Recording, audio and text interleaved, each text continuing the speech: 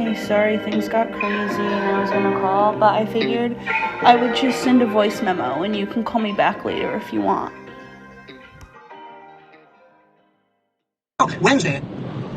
I think for me, like, the thing is, I don't even mind living places like that. I think for me, it's the cognitive dissonance of, like, having grown up without money and, like, thinking to myself, like, oh, one day if I were making, and, like, the surgeon guy makes, like, well over six figures, maybe even, like, because he's one of the top surgeons, maybe even, like, 200,000 or whatever.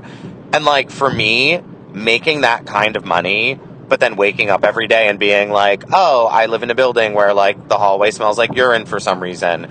Like, it would bug me because I'd be like, wait, I need to make even more than this to just even, like, live somewhere that, like, a Rhode Islander would consider, like, decent. Like, that's what would, like, throw me. But yes, I did love being there. Actually, when I was there, I love visiting, like, and when I was there just now, I was like, oh, maybe I should stay tonight and go back tomorrow, like, on Monday.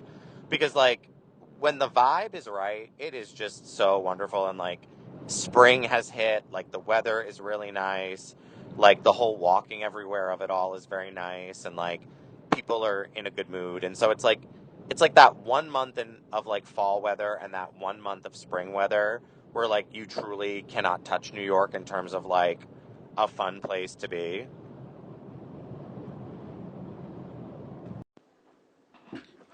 It is Monday, St. Patrick's Day. I want to say it's the 17th. It's the 17th, right? Yes. It is noon here in Rhode Island. And one of the interesting things about getting older is that it will suddenly occur to you to, or at least it occurs to me, to just randomly Google people that you, like, haven't heard from in a while. Especially now that I'm not on Facebook anymore, I find that I do that more often, because not everybody's on Instagram and people are giving up social media, whatever. So, I don't know why, but this guy popped into my head, and we kind of dated for a summer. It was like a summer, we had like a summer fling situation. Um, and then after that, he kind of became like a real jerk. Like, he kind of turned, like, we tried to stay in touch and he just became a jerk. And then the following summer, I had a crush on another guy and he kind of, like, made a move on him and kind of stole him away. So, like, suffice it to say, I don't have, like, wonderful memories of this person. And I don't know why, but, like, he popped into my head, and I was like, I know he's not going to be on social media. He wasn't really a big social media person. Let me just, like, Google him and, like, see what he's up to. And oh my gosh, he got arrested as part of, like, a sting where, like, the police were, like, on Grindr trying to, like, trap people into saying that they wanted to hook up with underage people, and he was one of the people they caught and, like, arrested. And there's a mugshot, and he looks terrible and horrible. Um, yeah, so I probably won't be Googling anybody else for a while. That was startling. Oh my gosh. Sorry for the delay. 6:33 p.m. It's still St. Patty's Day, March 17th, 2025, in New Orleans. I'm walking back from buying cat litter after an insane day of dropping resumes in person at places because it's my 17th day not having any income. But it's literally perfect out here. It's been like 70 all day. It's absolutely beautiful. But I also decided this morning to start exercising, which you already know from our DMs. Big mistake for me. That's literally inspiring me to Google some people from Wheeler that I have not heard from. Maybe I'll think of some folks I've hooked up with too. Is that a getting older thing? I feel like that's just us being petty, because speaking of getting older, it is 1 month exactly until I turn 34, which feels so freaking weird to say because now not only do I not feel 34, and I actually have this theory that I haven't changed much since 17, but I also feel like I'm 126. if that makes sense. Oh my god. This kitty litter I'm carrying is so freaking heavy, and I'm probably like a quarter of a mile from home. Yeah, so I'm definitely gonna Google some people, and I probably won't have any crime lord pedophiles from Grindr in my repertoire, but I'll keep you posted if anything crazy comes up. Hey, episode 2 is done, and I made a little intro for the outro for this episode for a little experiment. I still think I only want an outro, but I just want to put the episode out with the intro and outro and see if we get any feedback. Can you send me a voice memo tomorrow that's just like, hey, call me back on Friday, 6 p.m. Central, something like that. You can riff on it, but it just needs to say Friday. Sorry, Friday, 9 a.m. Central. Friday, 9 a.m. Central. Something like, hey, call me back Friday, 9 a.m. Central. And here it is. I'm still figuring out the programming, but this is what I did for the intro. Hey, sorry, things got crazy and I was gonna call, but I figured I would just send a voice memo and you can call me back later if you want. And there was one scene in particular that he just did. I think the reason you are like, oh, I'm not that old, but also like, I feel like I'm 100 is because from the sound of your childhood stories that you've told me, it sounds like you've always had like an old soul.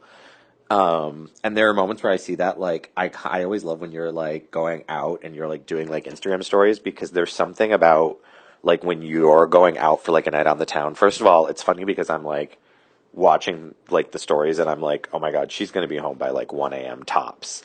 And so there's something very like my mom is going out for the night about it. Like you're like, woo, I'm going out. Like it's a special thing.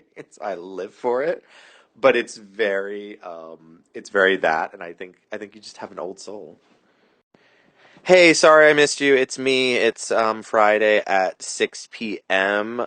Just call me back. All right, bye. Okay, so this is one of those like it's homework, but it might not be homework, and also you can decide whether or not you want to do it. But they just rebooted Real Housewives of Atlanta for like the third or fourth time now, and as you know, I've gotten very into all of the housewives, but I feel like it would be actually it would be instant material if you watched it and it would give us like something to like go back and forth about. And also housewives, I mean anything housewives related blows up. Like if you just want like instant followers, instant whatever, like you just have to like dabble like the housewives. So that's something to think about. There are only 2 episodes in, like they just dropped the second episode, and you absolutely do not. You can start right from this like season 16 on Peacock and just like start from there because it's basically a completely new cast other than Portia, who you probably know Portia anyway, or you probably are like familiar from like memes and stuff. But I was thinking like we could potentially like insert some of that from time to time, and it would like give us a little boost. Hey boo, it is Wednesday, March 19th, 10:03 a.m. here in New Orleans as these maintenance people in my building fix a cracked pipe, and I have a nannying interview in 56 minutes. I woke up today feeling so discouraged. Like, I haven't worked out yet. I'm going to try to work out in the afternoon. I had to go to Rouse's, which is like a supermarket out here, and I legit was almost crying in the supermarket in my basketball shorts with my friggin' nappy ass hair not done. Because this job market is insane and I'm getting so discouraged. And like my mom keeps sending me job postings, and I'm like, okay, great, thank you. But also, I've applied to over 300 jobs. Like, I need to take a break. I'm getting burnt out. It's apparent to me that I'm not going to have the April 1st rent. So I just have to like deal with the state and being open with my landlord and just figuring it out. But yeah, I don't know. I'm trying to resist the urge to sit at my laptop and keep on applying for jobs because I really want to dedicate 2 hours to writing today. I wanted to write for 2 hours yesterday and I didn't because job hunting got the best of me and made me so freaking tired. But yeah, so we'll see how this interview goes. And then tomorrow I'm going to go back to the museum to follow up for a job I applied over there. And then I'm literally going to take the rest of the weekend off to like, I don't know. I mean, I have no money, but like just relax, I guess. God. Hello, hello, my friend. It is 11:07, March 18th. You're just anyone that listens to this is just gonna have to get used to the fact that I'm always gonna say the day with literally no confidence at all. But yeah, 11:07 Eastern Standard Time. Um, I'm so sorry that you're feeling discouraged. Believe me, I understand. Um, when I was out of work, like I would lay in bed at night and it would just, I don't know how I could get through the whole day and not freak out about being unemployed. And then I would, the minute I would get in bed, it was like, it just hit me like a ton of bricks. Which is the worst possible time to hit you because you need to get sleep and rest. I think that the idea of taking weekends off from applying for jobs is a great idea because frankly they're not no new jobs are being posted anyway, and you have to kind of give yourself that mental break depending on how many jobs you're applying for. I was doing like 10 a day, um, which doesn't even sound like that much, but I'm sure you know, like it's sort of like endless repetition and like having to figure out like what works for you and what doesn't, and making adjustments on the resume. It sucks. It's horrible. Um, but yeah, I think get out of the house as much as you can. I know that's hard when you don't have a ton of funds. So I think the fact that you're like walking and working out is great. And also just like the more people you can meet, the better. That's not even me trying to give like job advice. That's just me saying like I feel like the way that I kind of got out of that was I just kept like talking to people, meeting people, like having people sort of point me in different directions. And yeah, but like you're scrappy, you will be okay. I think it's also important to remind yourself that like for me, because I was like briefly between jobs before being unemployed years and years before, and I did Lyft and Uber. I already sort of told myself like I don't know if I really want to go back to that, but I can if I have to. And like you've done like the surveying and like bartending and all kinds of stuff. So I think one of the ways to kind of calm yourself when it starts to really like kind of get panicky is just be like, listen, there's always those industries that I've worked in that like are always going to need help, and if I have to, I'll just do that, you know.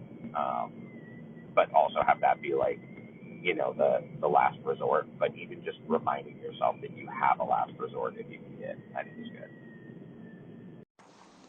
Thanks, friend. LOL. I feel like my backup is always sex work, which I really, really don't want to go to. But I may have an interview with the coffee shop on Friday, so that's good. Um, Literally trying to take a break as I'm like literally on LinkedIn saving jobs. But yeah, I think today, tomorrow, I'll give myself some space and try not to beat myself up too much if I don't do 2 hours of writing, because I can always use the weekend to do a lot of writing.